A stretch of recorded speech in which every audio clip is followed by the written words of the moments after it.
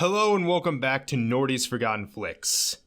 You know, one of my guilty pleasures is that after a long, stressful week at my job, as far as you know, I sometimes like to order some wings, get shit-faced drunk, and watch cheap family movies on streaming services. And I'm not just talking the stuff studios occasionally throw out in theaters when they shouldn't, like Playing with Fire or Show Dogs. I mean the most bottom-of-the-barrel direct-to-video stuff that is on the level of filmmaking I could do. And they are all over streaming, whether it be Netflix, Disney+, Hulu, or the granddaddy of them all, Tubi. I love Tubi. There is no better way to unwind after a work week than getting drunk, eating fatty foods, and watching pure trash that someone shit out for kids. Yes, this is how I found out about Skate Dog. Why do I tell you this? Well, back on New Year's weekend of 2021, after a long year of car problems and financial stress, I was completely plastered trying to find something to watch, and on Netflix I found this movie called SEAL Team. It certainly looked cheesy enough, so I started it, all ready to have a good time mocking it, and by the time it was over, I said out loud,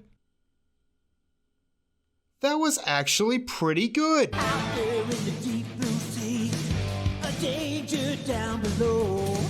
SEAL Team comes to us from South Africa by the company Triggerfish Animation Studios, whose previous two movies are other Netflix staples, Zambezia and Kumba. It follows a SEAL named Quinn, played by Jesse T. Usher of The Boys fame, who finds a tag belonging to a disgraced military SEAL named Clagger, played by J.K. Simmons. Shortly after that, him and his friend Benji are chased by some sharks, and while Quinn manages to make it out safely, Benji isn't so lucky. Yes, the main character's best friend gets eaten by a shark. And this isn't something that happens right at the beginning like Finding Nemo. No, this is like 15 minutes in. He had lines and a personality. I was so shocked that this movie did that, I thought for the rest of the film, he must be alive. Like he would show up near the end or something to help save the day. But no. They ate him, and it's kind of Quinn's fault as he went out to try and get more food, as because of the sharks, the seals don't have much to eat. Overcome with guilt and wanting revenge, Quinn finds Clagger and asks him to help him fight the sharks. He tells them to build a team and assembles one, including Beth, played by Kristen Schaal. If you want to fight sharks, you're obviously very,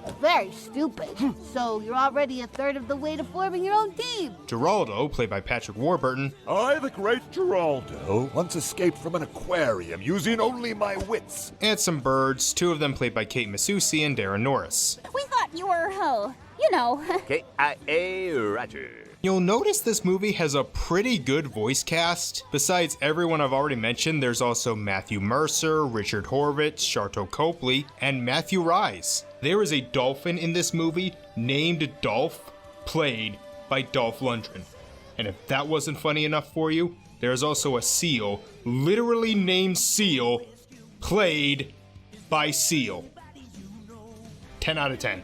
This movie is really funny. I laughed a lot and sometimes really hard. And they are constantly throwing them at you, so even if you don't find a joke funny, there's probably another one right around the corner that you will laugh at. I'll be back before you can say this is a really stupid idea. This is a really stupid... You gotta be a master of stealth. Who's that bat? Barnacles.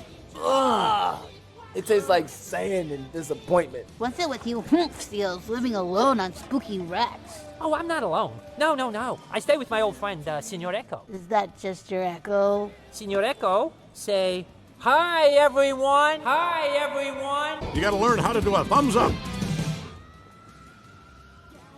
We'll come back to this one. And there's a lot of variety, from slapstick to dialogue jokes to jokes about the characters. And I really liked all these guys. Several of them had a perfect chance to be annoying, but none of them were. Quinn is certainly brave and wants to help his herd, but he's not great at thinking things through, and this ultimately leads to his best friend's death. Beth is energetic and not the brightest bulb, and I like that despite being voiced by Kristen Schaal, I don't feel like I'm just watching another Mabel or Louise. Geraldo is cocky and showboaty, but he's not a complete idiot, and Clagger is stern, but he's still willing to help and is dealing with some PTSD due to a past mistake where he cut the wrong wire on a bomb and accidentally destroyed an entire ship. Yeah, this movie has a pretty complex plot for a story about seals fighting sharks. All the characters get at least a few good laughs, even the sharks do. The main one, Grimes, can actually be pretty threatening. This is bad. For all of us. First it's seals fighting back.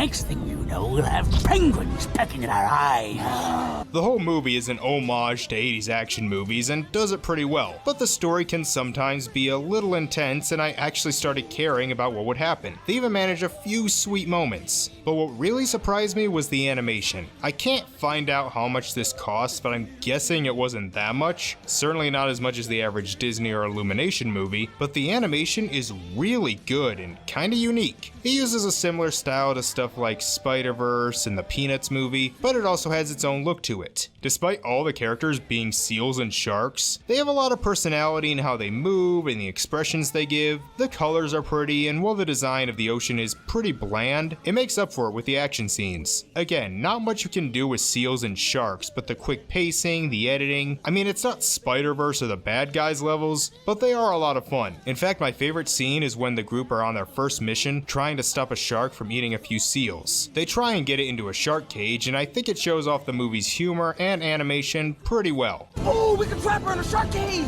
That isn't a real thing. Yeah, it is.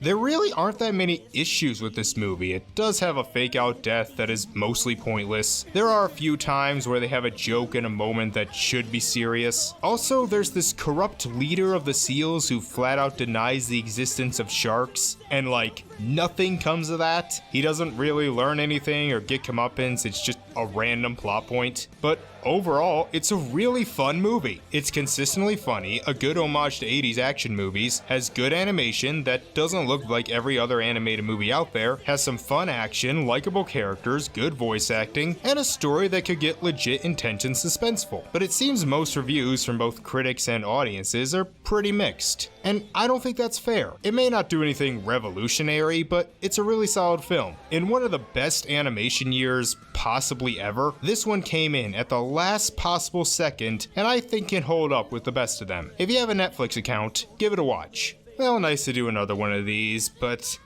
I think it's time to go back to a familiar face, because only I am brave, stupid, and crazy enough to talk about a mid-2000s Hilary Duff movie. You can't fight the power of the SEAL team. The time has come, it's the hour of the SEAL team. Just minding my own business, and suddenly this massive tornado just lifts me out of the water. Yeah,